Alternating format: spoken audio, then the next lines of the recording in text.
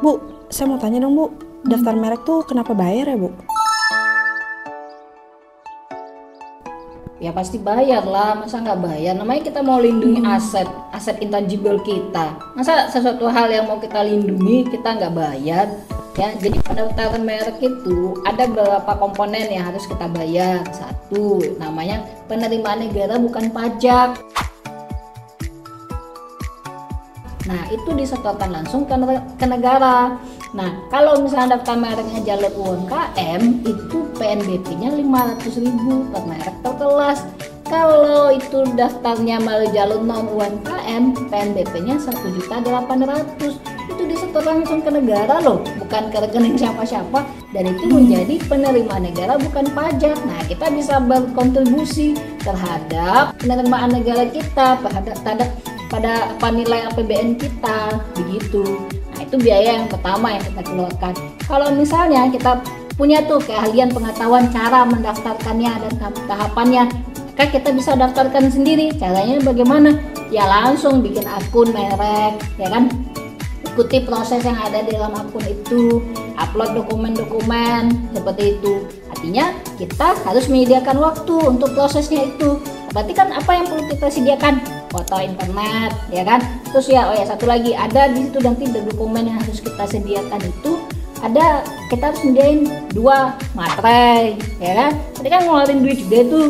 Nah, setelah proses daftar, ya kan sertifikat merek itu kan nggak langsung terbit ya. Jadi ada proses pemeriksaan formalitas, ya kan, pengumuman, ya. Terus ada namanya pemeriksaan substantif, begitu. Ini ada tahapan, setidaknya butuh waktu sekitar 7 bulan untuk terbit. Kalau kita nggak tahu nih, nggak ngerti cara memprosesnya, mendaftarnya, ya kita pakailah jasa orang yang mengerti. Jangan pakai jasa orang yang nggak mengerti, pakai jasa konsultan HKI yang terdaftar resmi.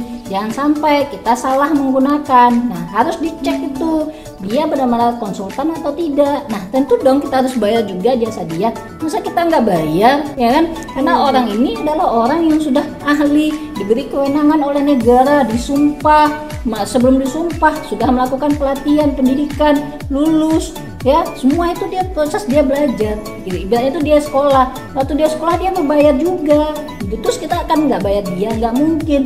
Nah, untuk kita pakai jasa dia, kita juga bayar dia, seperti itu. Jadi ya namanya kita ingin melindungi aset intangible kita, ya wajar saja itu harus dibayar, ya. Nah, tujuannya sederhana, agar terlindungi. Kalau sudah terlindungi kan kita aman, ya. Jadi kalau kita masa pertanyaannya, itu berbayar, ya kan? Nah, terus kalau bayar siapa? Siapa yang mau bayar? Orang lain gitu. Emang ada tuh negara menggratiskan bagi apa mobil, ya kan? Terus BPKB-nya atas nama kita, ya kagak kan? Nah, iya, gitu. Daftar merek itu kan sama seperti itu. Kita punya usaha. Nah, usaha kita tuh punya merek. Nah, merek itu haruslah terlindungi, punya sertifikat mereknya, ya kan?